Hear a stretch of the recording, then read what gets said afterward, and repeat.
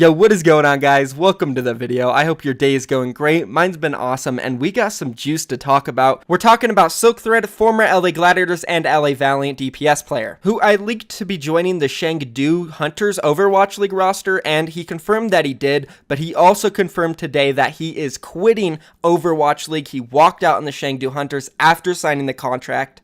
So yeah, he's basically done, and it's really unfortunate. He posted a massive twit-long on Twitter today. We're going to be taking a look at the entire thing. So if you guys are excited to learn why Silkthread quit Overwatch League, be sure to like this video and subscribe to my channel to stay updated on any controversies just like this. So there's a lot to cover about this Silkthread situation. He made a twit-long on Twitter earlier today. It's big, so let's go ahead and just jump straight into it. I'll read the whole thing to you guys.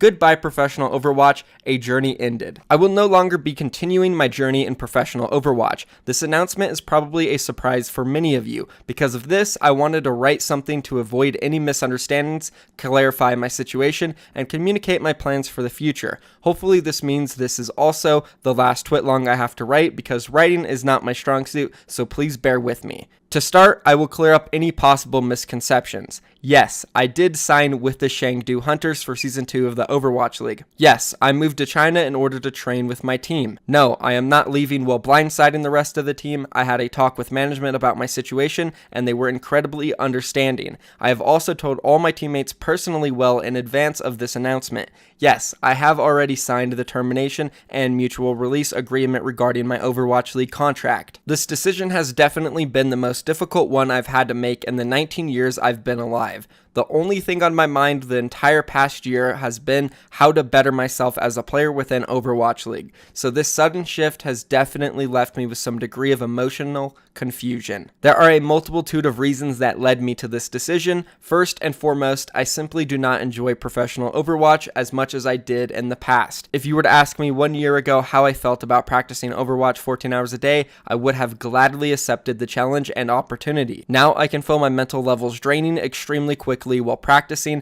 and I'm afraid I have reached levels of complete burnout for the game. Secondly, the disparity in cultural differences between Western esports organizations and Chinese esports organizations were far greater than I had originally anticipated.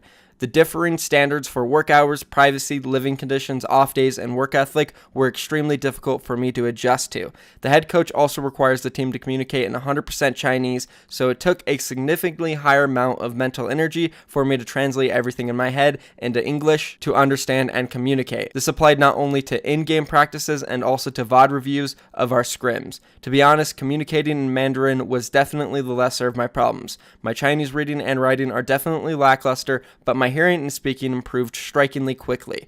After studying and memorizing a lot of in-game Overwatch terminology, I am now able to communicate and understand Chinese quite well in-game, and at very least definitely to a level that makes the game not insanely more difficult to play than with English communication. I'm sure with more time I would have adjusted to these conditions. However, coupled with my burnout and lack of enjoyment for professional Overwatch, only further led me to feeling absolutely and completely overwhelmed. After careful consideration of all these factors, I concluded that the best course of action for both me and the team would be for me to withdraw from competing. Personally, I felt it would not be healthy for my mental health to scrim and heavily practice for at least another 10 months. I have simply lost the passion and motivation that I used to have for competing in Overwatch. For my team, it would have been unfair for them to play with someone who wasn't able to mentally give 100% for practices and VOD reviews. It would be selfish of me to continue with the rest of my team when I've lost that passion and drive for the game.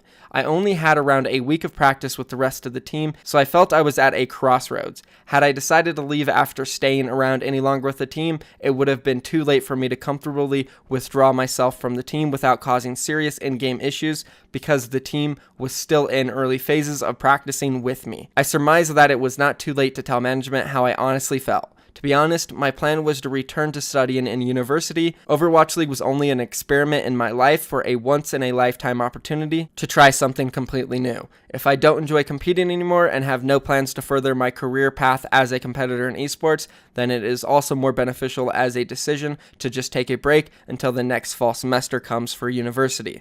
So this is the end of my journey as a competitor in esports. I want to give my thoughts and reflections for my journey in the Overwatch League as a whole. As cheesy as it sounds, Overwatch League truly changed my life for the better and in a sense saved me. Before going into esports, I was a shut-in college student pursuing a major and future I had no passion in. I hated my life back then. Overwatch League gave me an opportunity at a fresh start also and immediately motivated me to change myself, both physically and personally, which has allowed me to become more confident and outgoing in the process. A large part of this was the knowledge that I was going to be seen by the public at least multiple times a week, whether it would be for interviews or media events done by marketing teams. I stopped having the only clothes I wore be clothes purchased by my parents and actually bought clothes for myself. Furthermore, being seen as a public figure of sorts also helped me make a lot more open-minded. Because of this, I cannot be more thankful for the opportunity of being able to play in the Overwatch League. This journey was surreal from start to finish, and I am so proud of being able to say I played in the inaugural season of the league. I had the time of my life, and I hold absolutely no regrets for my decision to drop out of university a year ago to play in Overwatch League. It was the best decision of my life. As I said before, my plan now for the future is to take a nice break for myself until the next fall semester starts for university. I currently have applied to 3 universities, UC Berkeley, UC Irving, and UT Austin. So for now, I'm waiting on admission into them as a freshman majoring in business. Who knows, I may return to esports scene in the future through the business and management standpoint rather than as a competitor. The rapidly growing esports industry fascinates me, and I would be completely honored to support the growth moving forward. Having esports reach the same level of fame and recognition as regular esports is one of my main motivators for choosing business as my major. I have finally found a major that I can be passionate about. As I am currently in China, I would like to make the most of this trip because the last time I visited was more than 6 years ago. I'll be sure to visit my parents' hometown and go to some famous tourist spots to make this vacation memorable. After my trip to China ends and I return home to Texas, I intend on streaming very frequently. I might be able to finally have a stream schedule. I still intend on playing Overwatch casually and having it be my main game to play when streaming. I think it would be a huge burden off my shoulders to be able to stream Overwatch from a casual perspective rather than from a professional one. I'm confident I'll be able to enjoy streaming the game much more than before due to the significant decrease in pressure. Streaming will be my main focus during the long break until school starts, so please be on lookout for that. Lastly, I would like to express my gratitude towards everyone who has supported me throughout my esports journey.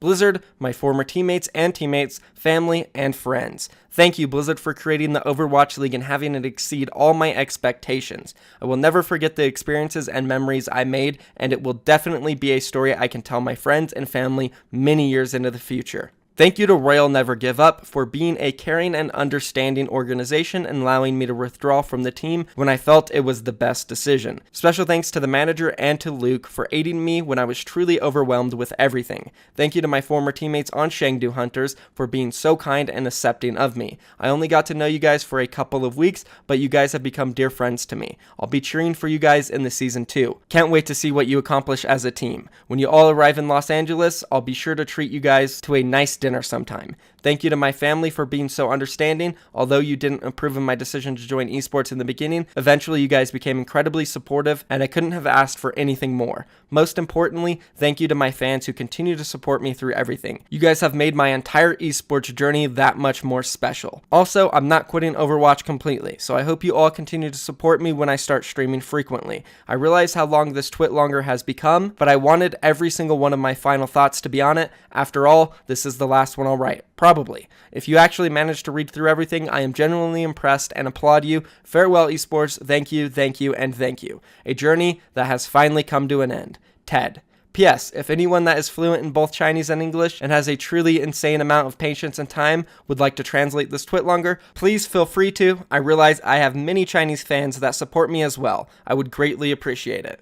Wow. That was long, guys. We got through all of it, and this is crazy. Silkthread. He's a pretty household name when it comes to the Overwatch League. He played for 2 different teams in Season 1 of the Overwatch League. First, it was the LA Valiant, then it was the LA Gladiators. And the first thing I want to say is that I basically can't believe that Silkthread called it quits, you know? It sucks because I always really thought he had great potential. I talked about him a lot during Season 1, and I hoped that he would get more playtime, but it seems like he just ran into different barriers, whether it was that there were just players on the team that were better than him or seemed better for the meta. I really thought given the chance to play a lot and adapt and learn to get better at certain things, Silkthread could have been a great player. But I also understand that the pro gamer life just isn't for everyone. It is very demanding, guys. Especially in the circumstances he explained in this tweetlong, having to play with a Chinese organization like Royal Never Give Up, who has made it into the League of Legends World Championship 2 different times. They know what it takes to make a great team, and I guarantee you it is a lot of hours with a lot of strict rules. And of course, when it comes to the living conditions and the privacy, it's tough because taking a look at this screenshot of how the Chengdu hunters right now are sleeping,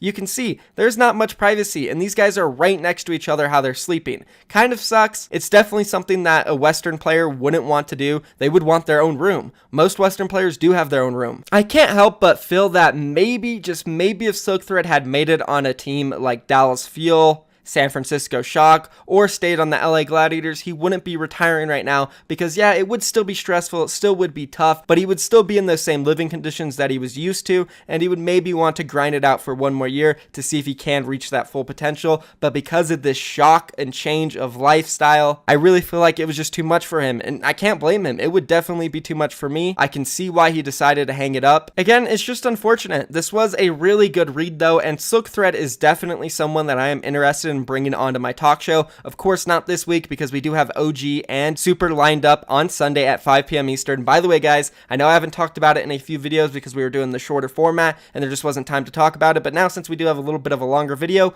be sure to tune in on Sunday, 5 p.m. Eastern, 2 p.m. Pacific time. I will be live on my talk show at twitch.tv/BeLiveOfficial. Link will be down below. Go follow them. We're going to be chatting it up with Super and OG, talking anything and everything Overwatch League, and we're also going to be bringing you guys on, the guests, the viewers. You will get a chance to literally talk to OG and Super and ask them any questions. If you do want to come on the show and talk to OG and Super, be sure to join my Discord. Link is down below. Go to the text channels and join talk show questions and answer this question: how old am I? Everybody who answers it correctly will have the chance to come onto the talk show and talk to them, but you must have a webcam and microphone. Anyways, let me know if we should get Silkthread onto the talk show. Be sure to go follow Silkthread on Twitch as well, guys. His Twitch is literally twitch.tv/Silkthread, so go follow him. That is going to be it for this video. If you guys did enjoy staying updated on this Overwatch League controversy, be sure to subscribe for more. That's going to be it for me. I'm out of here, guys. Peace.